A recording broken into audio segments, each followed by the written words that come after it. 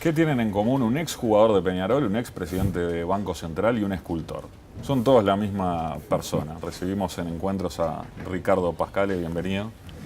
Muchas gracias, muchas gracias por la invitación. Encantado. ¿Cómo es eso de haber comenzado a jugar al fútbol y estar en un plantel importante de Peñarol? ¿Qué recuerda aquel momento? No, esos son recuerdos muy lindos. Siempre me gustó mucho el fútbol, fue el deporte que quizás practiqué con más cariño y con más asiduidad. Bueno, pero mi carrera fue muy corta porque papá, que era un divino. Estaba en la época del 60, época Sí, de Peñarol, campeón exacto, de Copa Libertadores. Sí, era complicado, ¿no? Había jugadores fantásticos y bueno, me habían enseñado mucho y yo entrenaba ahí. ¿Cómo le podía decir? Bueno, en algún momento un jugador no anduvo muy bien y yo no estaba fichado ni era mi vocación, nada. Entonces, bueno, después tuve mis encontronazos familiares en el buen sentido de la palabra, porque papá quería que estudiara y que no me dedicara al fútbol. Eran unas épocas muy diferentes que ahora, ¿no es cierto? Un jugador de fútbol era otra cosa en el sentido, digamos, hasta económico. El dinero, claro, que se mueve. Nada que ver. 5 años después de eso ya estaba recibido como contador y unos años más tarde, en 1969, se convirtió en catedrático de finanzas por concurso. ¿Cómo fue comenzar con una disciplina que estaba poco presente hasta ese momento en la Facultad de Ciencias Económicas? No existía, la fui a estudiar a Estados Unidos, había ido a estudiar yo ya una vez a Estados Unidos, había estado ya unos cuantos meses haciendo en el Instituto del Desarrollo Económico del Banco Mundial una inmersión, digamos, en finanzas, y no existía la cátedra de finanzas, y se abre la cátedra de finanzas. Y bueno, ahí me presentamos 2 personas. La otra persona era mucho mayor que yo tenía 26 años en el concurso. Y bueno, era méritos y 4 pruebas y gané yo. Y gané yo. Hay cosas interesantes que gané yo siempre tuve una gran vinculación con la profesión médica, porque me mandaron, de la facultad me había mandado el decano de la época, que se llamaba von Seber, que era un gran profesor, me había mandado a la Comisión Honoraria Contralor de Medicamentos, que la presidía el profesor Estable, y la integraban los grandes profesores de la Facultad de Medicina. Cuando yo me voy a presentar a la cátedra, los méritos, además de los méritos que uno podía tener, había que presentar como un documento de cómo usted iba a enfocar la cátedra, qué programa iba a tener, cuál era. Y la verdad que me la agarraron estos profesores de medicina, que eran unos fenómenos. Purriel, estamos hablando de gente de primerísima. Yo era un chiquilín, ¿no? Y me lo agarraron, me dijeron que estaba muy mal, entonces me dijeron que me dirigiera a todas las universidades del mundo más importantes que se daba finanzas, que era básicamente Estados Unidos, alguna europea y alguna latinoamericana que recién empezaba. No eran épocas de internet, pero al final me llegaron las cartas con todos los detalles. Terminé conformando un documento, gracias al asesoramiento de esta gente, que era un documento que no era para un chico de 26 años, ni era para los estándares habituales que de repente tenía la facultad para presentar esas cosas. Y ahí saqué unos cuantos puntos y después ya las otras pruebas fueron clases y ahí yo más o menos mantuve la ventaja o la agrandé un poquito. O sea, la medicina termina influyendo en... Sí. Siempre fue una de mis vocaciones que no pude hacer, ¿no? Después, siendo ya más hacia adelante, en 1985, reapertura democrática y lo convocan para presidir el Banco Central del Uruguay. ¿Recuerda cómo fue ese momento cuando lo convocaron? ¿Quién lo convocó y qué le dijo? Sí. Bueno, era un momento, como usted recordará, usted es muy joven, pero es un gran periodista, pero era un momento muy complejo. Yo no tenía actividad política, naturalmente, digamos, tenía mis preferencias, pero no. Y tenía muchas amistades, digamos, en general en todos los partidos, pero también en el partido que había ganado las elecciones, el Partido Colorado. Y al final, bueno, me empiezan a llamar miembros que iban a integrar y al final me termina llamando el presidente, ¿no? Sanguinetti en ese momento. El presidente electo, quien era muy amigo mío. Habíamos trabajado en el diario El Día durante todo el periodo dictatorial. Él era jefe de la página política y yo había terminado como jefe de la página económica del diario El Día. Había empezado como hacía notas y esas cosas de turf o de sociales o de economía, y después fue a ser parte de economía y después terminé. O sea, durante la dictadura yo fui, que era muy complicado escribir el diario porque, digamos, las cosas que se decían había que darle un giro muy especial, y entonces había que... No se puede hacer muy directo. Muy directo, había que decirlas, pero, en fin, manteniendo, digamos, un estilo un poco especial. Terminó eso, yo realmente no esperaba, digo, a mí durante la dictadura se había terminado en la cocina del ministerio, porque yo había estado en contra del golpe de Estado, yo era funcionario público y me mandaba a la cocina, pero la cocina, en serio, la cocina no es una figura literaria, la cocina de la casa que no estaba el ministerio. ¿En represalia por esa oposición al golpe? Sí, porque no había dónde ponerme, y además como la cocina no funcionaba, era una cocina ya, digamos, en desuso, pero y con la instrucción de no darme ningún expediente, siendo yo una persona que nunca me había metido en absoluto. Pero había manifiestamente estado contra el golpe de Estado. Y de ahí salgo de la cocina, voy a Banco Central, con lo cual para uno es un cambio muy grande, ¿entiendes? Un cambio de vida muy grande, un cambio en todo sentido, ¿no? Justamente mencionaba la situación complicada que se vivía en ese momento. Recordemos, entre 1982 y 1984 la economía había caído un 16%, el desempleo se ubicaba en 13%, había una inflación del orden del 70% anual y un déficit fiscal del 9,5% casi el 10% del PIB, o sea, casi el triple de lo que está hoy, más o menos. A eso se le agregaba una situación de varios bancos con problemas, con dificultades ciertas. ¿Por dónde se empieza en una situación así, donde tiene tantos frentes abiertos para atacar? Y por la deuda externa, ¿no? Y una deuda externa enorme y un endeudamiento interno, de sobreendeudamiento de las empresas. O sea, el panorama era devastador, digamos. Y bueno, primero hicimos un fuerte diagnóstico y el problema que más teníamos que eliminar algunos estrangulamientos. Uno de ellos era el externo con la deuda, que eso lo fuimos arreglando. Pero el problema más grande que yo percibí, Tiscornia, fue la falta de confianza que había. Pero no era falta de confianza personal en la gente, que creo que la tenían y hasta simpatías, digamos así. Sino como que el país, por un lado, quería soluciones ya, como sucede, reactivación ya era lo que se escribía en las calles, y por otro lado, si la economía usted la arreglara con un decreto, no habría país pobre en el mundo, ¿no? Son cosas muy complicadas.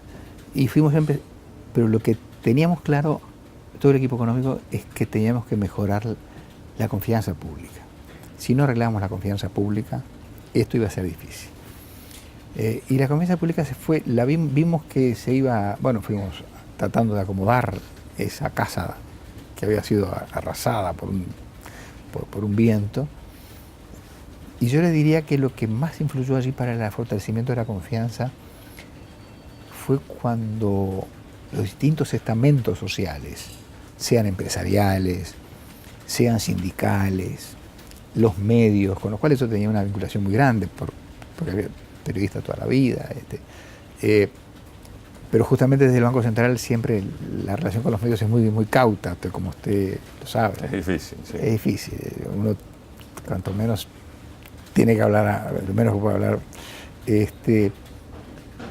Pero lo que fue fundamental fue cuando todos los estamentos sociales se fueron dando cuenta de que los líderes políticos de la época, que eran básicamente tres, el doctor Sanguinetti, que era el presidente de la República, Wilson Ferrer Aldunate, que fue fundamental en el apoyo a la salida de ese gobierno, digamos a la salida de la dictadura y al apoyo del gobierno, y el general Sereni, que era el líder del Frente Amplio, que a veces podía apoyar o no podría apoyar, pero que siempre tenía, digamos, una disposición muy a consensuar.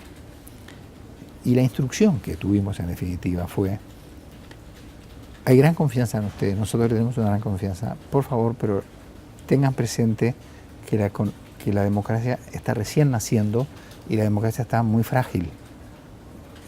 Por favor, todas las medidas, confiamos en ustedes, pero sean digamos, cautos, o fin, lo que ustedes quieran, pero no desbaraten por un objetivo económico, con lo cual hubo que hacer la política económica con esa restricción. Una fuerte restricción, que era más que recibible, ¿no?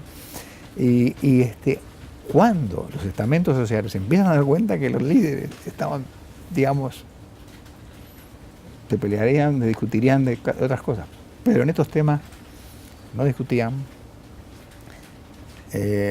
ahí, yo creo que eso fue más o menos al año y medio, que empezamos a percibir que la gente nos fue tomando confianza.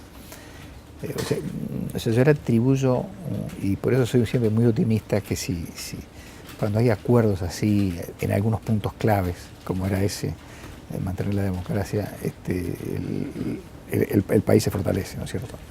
Ahí incluso, bueno, escribí un libro sobre esa época, que se denomina Economía y Confianza, cómo se evitó el derrumbe en 1985-1989.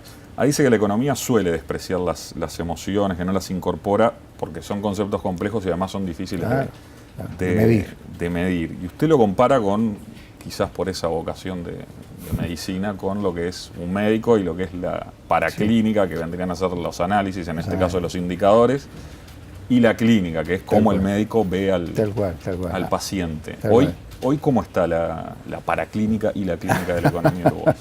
No, yo creo que la clínica, o sea, han pasado muchos años, la cultura económica del país y de la dirigencia ha sido avanzado enormemente.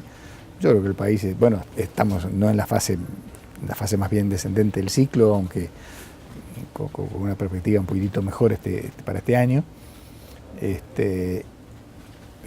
pero yo no avisoro, digamos,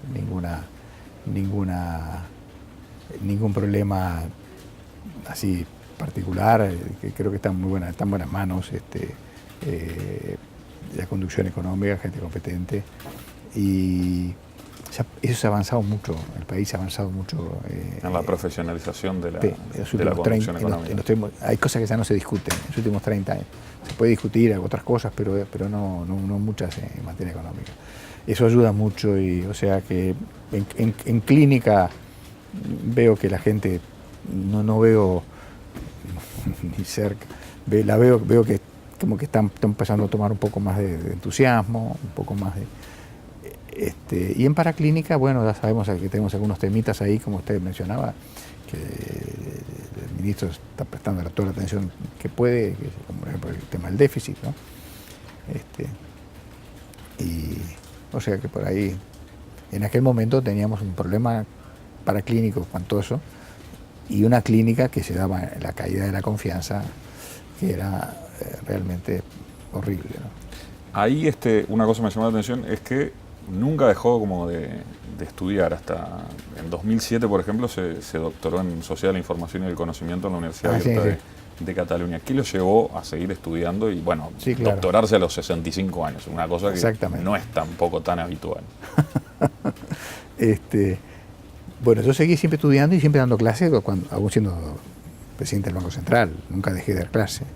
Y de verdad que nunca tuve ningún problema con nadie, ni con ningún grupo estudiantil. Yo me empecé a dar cuenta, yo he tenido que viajar mucho por muchos motivos, a veces por razones de gobierno o a veces por razones privadas, y me fui dando cuenta que el mundo había cambiado mucho y había ido hacia una sociedad del conocimiento, a una economía del conocimiento. Que el paradigma de la economía de las cantidades, en el cual está inmerso América Latina, o sea, si sube el cobre, o sube la soja, o sube el estaño, o sube el petróleo, mejoran un montón de países. Si baja eso, entramos en problemas, que es el caso que estamos viviendo en estos momentos. Entonces el mundo ya estaba en otra cosa. Entonces yo dije, acá no estudiamos economía del conocimiento, y yo ya me di cuenta que las finanzas tienen patas cortas, porque las finanzas pueden servir para arreglar algo temporariamente, me explico, hacer un puente, un bridge, un puente, mientras un problema existe y usted lo mejora. Pero si la sustancia económica no funciona bien, las finanzas terminan siendo inocuas, terminan agotándose. Entonces, me importó ir al carozo del asunto, al meollo del asunto. Entonces, cuando uno lee, por ejemplo, este libro que sacaron los Acemoglu y Robinson, ¿por qué fracasan las naciones? Digamos, un librazo más que recomendable.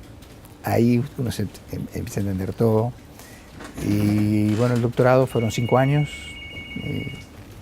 y la tesis doctoral fue complicada y yo tenía mucho trabajo, pero en fin, lo hice porque me pareció que si no entendía eso, lo tenía claro, no iba a ser útil. Iba a estar enseñando cosas que en realidad no servían tanto para esta época. Ahí está. Ahora, después también hay una vinculación ahí que usted mismo manifiesta entre la economía y el arte, ¿no? Usted dijo, las artes visuales y la economía, aunque parezcan muy distantes, están muy vinculadas porque cada vez más el economista requiere tener una mente abierta a la creación en un mundo tan cambiante, lleno de incertidumbres. Ahora, ¿le pasaba de pensar en arte cuando estaba concentrado en temas económicos y viceversa? ¿O no? Sí, ¿O lo separaba totalmente? Sí, no, desde niño, ¿no? El arte empezó antes que el otro, ¿no? Yo no sabía escribir y ya dibujaba, ¿no? Mamá fue la que me encontró y me hizo seguir y ahí seguí después. Sí, siempre seguí naturalmente en un ambiente más íntimo, ¿no? Más familiar o de amigos muy cercanos. Pero el arte siempre me apasionó, la creatividad me apasionó siempre. Y el signo del momento, y es el drama, uno de los dramas que tenemos en la enseñanza en el mundo, es cómo enseñar a ser creativos, ¿sabes? Porque yo cuando enseño algo de finanzas, sobre lo que usted quiera, el tema que puedo haber dedicado algunos años, yo tengo la convicción de que estoy enseñando historia, aunque haya leído ayer de mañana algo. Cuando estoy hablando ya sé que está pasando otra cosa. Entonces, yo creo que a los chicos y a las chicas, que por suerte son muy despiertos y algunos de ellos brillantes, les gusta mucho esa cosa menos acartonada y menos de manual, que tiene que estar, las bases obviamente, los pilares, pero ellos saben que van a vivir en un mundo que se van a levantar y va a cambiar permanentemente, y que todo lo que aprendieron de repente lo tienen que reaprender. Entonces, hay que incentivar la creatividad, en la educación. Ahí está, la creatividad y un compromiso de largo plazo con el conocimiento. Uno no se recibe de nada. Antes se recibía de arquitecto, ahora se recibía de contador, de economista. Se recibe, eso significa, ¿qué significa recibirse? Nada, que en un momento del tiempo usted acredita que tiene ciertas habilidades. Ciertas habilidades. Pero en un mundo que cambia tanto, cuando el conocimiento que subió en 50 años, más que en 500, el título, si usted no sigue estudiando, no es que se lo saque, porque nadie, si no comete ningún delito, no se lo saca la ley, pero se lo saca el mercado. Y yendo específicamente al arte, ¿cómo fue que llega a especializarse en esculturas de madera? Y también, si ve la obra de entrada, cuando ve un pedazo de madera, ya está viendo, bueno, acá hay esta obra posible, o no, o es un tiempo que lleva mucho más de creación primero, de pienso, de dibujar. A ver, yo empecé desde niño, como le digo, el dibujo, fue pasando por todas las distintas técnicas, y ya estando en el Banco Central al final del primer periodo, le dije al presidente, necesito volver a meterme en el arte, por supuesto, fuera de los horarios habituales, y estoy siempre ubicable, y la prioridad obviamente es esta responsabilidad que tengo. Pero me empecé a dedicar ahí mucho al arte, ya con un maestro muy bueno que era Nelson Ramos. Y bueno, empecé con todas las... Quise empezar de nuevo en dibujo, y empecé a dibujar un vaso, una botella, con una jarra de abajo. Y seguí. Hasta que en un momento determinado, después de hacer óleo y eso, me dice Ramos, te estás saliendo del plano. ¿Te diste cuenta? Sí, me di cuenta. Del plano, es decir, se está saliendo del plano. Y yo me estaba yendo al volumen. Metía pomazos, metía cosas, me estaba yendo del plano. Y me dice, bueno, seguí. Hasta que un día, por razones bien casuales, encuentro unas maderas en la empresa de un amigo, y que me parecieron, vio cuando una de las mías dice, ¿y esto? Uno se siente golpeado. ¿Esto qué? Y si no sirven para nada, se hunden, tuvieron 60, 70 años de uso, están llenas mirá, fíjate, de rumbres, de esto, del otro. Se lo llevo a Ramos y me dice, es por acá, me dicen ellos. Es esto, así es lo que quiero.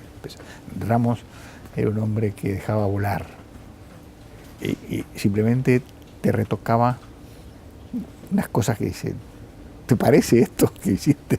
¿Entiendes? Te iba puliendo, ¿no? Te iba acomodando en el andarivel, pero en el andarivel era tuyo. Dejaba moda. Sí. Y y él es a los años de estar ahí, él me consigue el primer lugar para exhibir, ¿no?